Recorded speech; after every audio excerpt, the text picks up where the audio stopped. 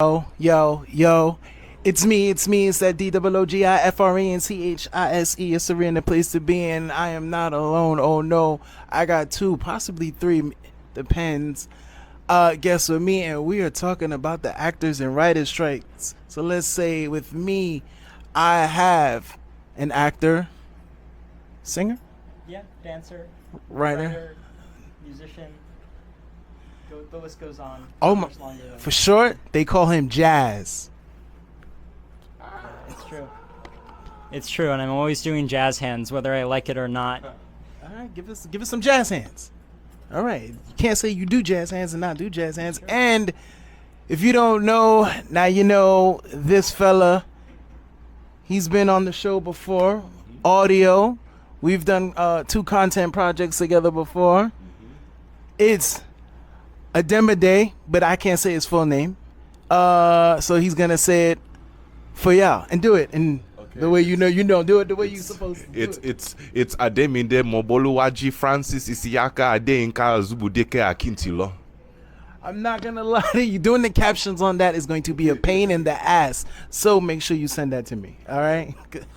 Now, Jazz, you're not a SAG actor, No, I'm not. and Ademide, you are SAG. Yes, I am. All right. So, I would love both of your personal takes on the actors and writers strike. Starting. Let's start with Jazz. Yeah. Give it to the non-tag first. Well, first of all, this is incredibly historic. It's been 60 years, right, since the last double strike like this. This is a big fucking deal going on, and it is tough, and it sucks that we're at this point where the actors have to strike as well, because that's a lot of work that people can't do, and that's income, and it's tricky. But it's with especially the stuff about studios wanting to use background actors by ripping them, taking their likeness, using their likeness with AI, no compensation at all. They just get one day's pay of work. That's absurd. That's not the kind of industry I want to work in. Again, I am not SAG, so I'm not really affected by the strike per se, but I'm also still in school, so But it is, since it's contract based.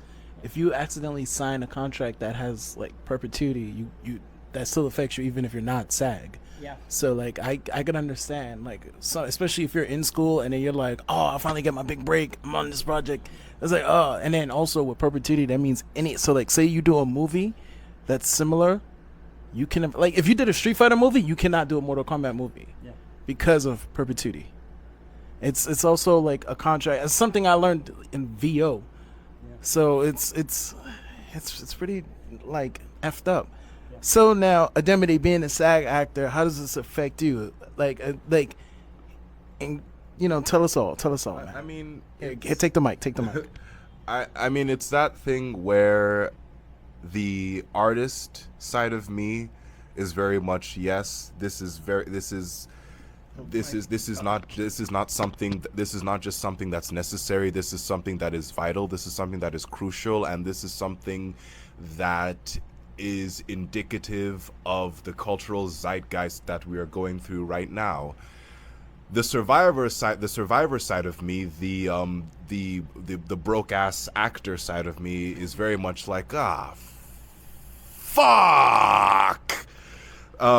Just because there is that aspect where I'm like, well, I can't be like the cast of Barbie or the cast of Oppenheimer, where I have the means to be able to just drop what I'm doing and go in and strike.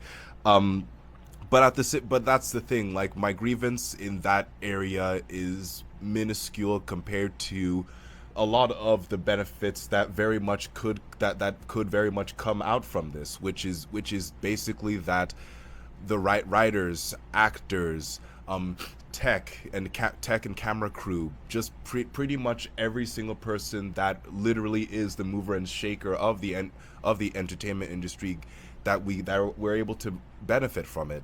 And it's very much a thing where, all the corporations have to do is just pay us more motherfucking money. and especially when you have the Bob Igers and coming in talking about, oh, this isn't realistic. It's like, motherfucker, like you're saying all of this shit from your $27 million yacht, from your fucking private planes, like. I mean, for Christ's sake, however way you're going to increase the pay for your workers, like if you're worried about the money, like you're a billionaire, like it's a blip in your radar. It's such a minuscule thing that, ideally it would be something that's as simple as just compliance, but unfortunately that's just not the case in this capitalist society that we live in. Sorry. So for sure, you're, as much as you want to be part of it, it's more like the bigger picture. It's positive for the bigger picture and Yes. things to come. How do you guys feel it's going to affect future projects that are supposed to come out? Because I know a lot of shows and movies have been halted. Do you think it's going to affect the quality of the shows or movies? Huh? Who wants to go first? Who wants to go first? I'll go Who wants to go first? Jazz, you in it first? I'll go first. Jazz, I'm going to give you the mic. I'll go first There you go. You've been blessed. because I let out a fucking cackle at that thought. So 2008, the last writer's strike, right? There's a bit of an influx of TV shows that were more. Dude, I don't fucking know. I mean, like shit like Survivor, and like stuff like The Bachelor, where it's like, you don't need a writer to do it. You have producers running the show, and you have actors, and it's trash TV. So that's a lot of trash TV like became prominent during that era because there's a bit where no one was writing anything. So I anticipate something like that, where it's going to be a lot of for stuff mid projects. I'm expecting like unedited drafts that'll come through, that'll just be presented as final product. And with TV, probably more stuff like the just unedited. We're gonna have people talk in front of a camera and do the funny thing, however that may manifest. All right, Ademide, anything?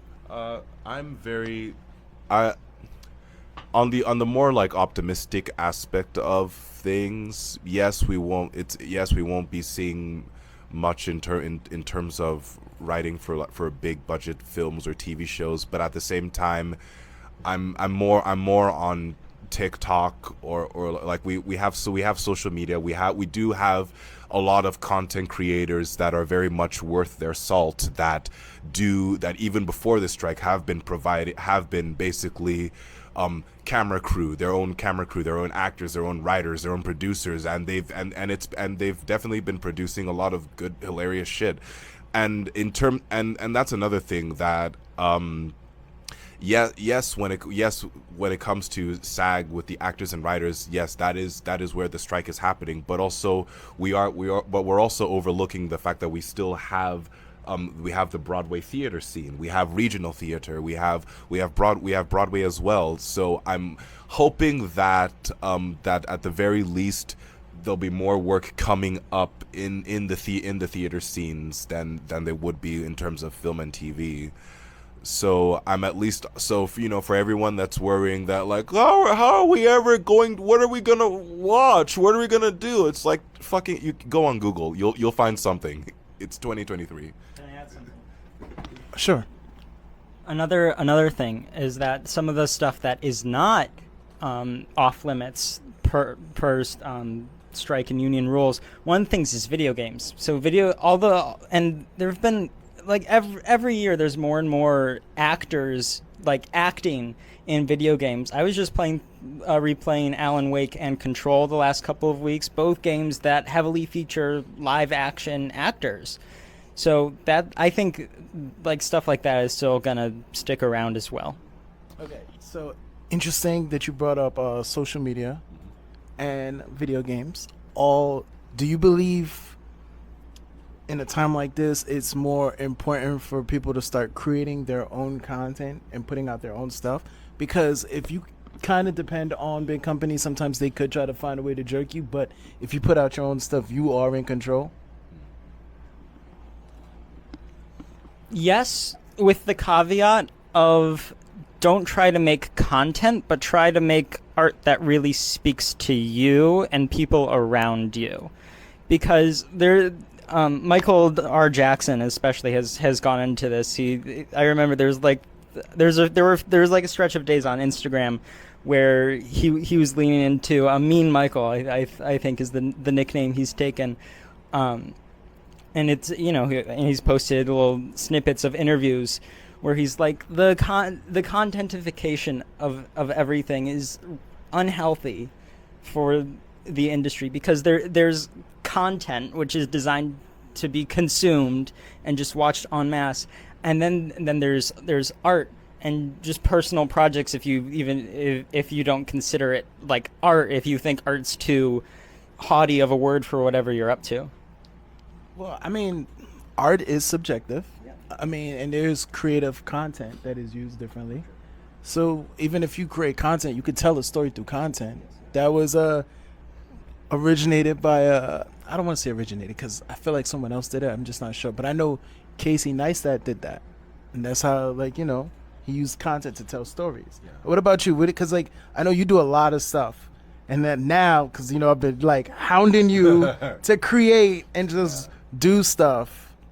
And I gotta send you some more stuff to use to help you create more cool stuff for yourself. Yeah. How do you feel about that? Do you feel like we're in an era now where we have to be our own creatives and put out our own stuff instead of going out to people, have people come to us? I mean, it's kind of been that way since, since the advent of social media. That's just something that's always gone without saying, that there's just more, there's just more to gain when, as they say, you're your own boss and you create content, but not just content, as Jazz said, content that speaks to you, content that you actually enjoy. It's still a bit of a rough transition for me, just because with me personally, with my training, I've always been I am a performer, and that is what I love to do. I love to perform. Give me a script and I can do that and stuff. But So it's definitely there's definitely a learning curve that I'm going to have to adapt to, and I'm sure that I'm sure that I won't be the only one, especially when you're the much older actors as well. It's certainly, I would say that it's definitely going to be a very interesting time, and just like how everything got shaken up with COVID, it's always surprising the things that people are able to create whenever there is a limitation that's put on them, and it's very much something that, yes, I dread the work and the trenches that we'll have to go through, but at the same time I'm excited to see exactly what content is going to be coming out from it, given the new political landscape that we're in. All right, so I'm gonna have to wrap this up. Thank you, Jazz. Thank you, Ademide, for doing this quick talk. We just came up with it on the spot. Yeah. So, but if you guys want to reach out to Jazz or Ademide, Jazz, tell them where they can find you. You can find me at Jazz, Jaz Koft, Koft, on Instagram. Also Jazz Koft Music, but I never post there, but maybe I will one day. Who knows? And Ademide, tell them where they can find you. You can find me on Instagram at Moboluwaji Ademide, or you can find me on TikTok at Ademide Akintilo6, because I'm the sixth sibling in my family. I have to put those up in captions, because Jesus. And then you know me. You can find, if you're watching this, that means you already found me. DOOGIFRANCHISE, Doogie Franchise, yes baby. And it's show off season. So goodbye and good night.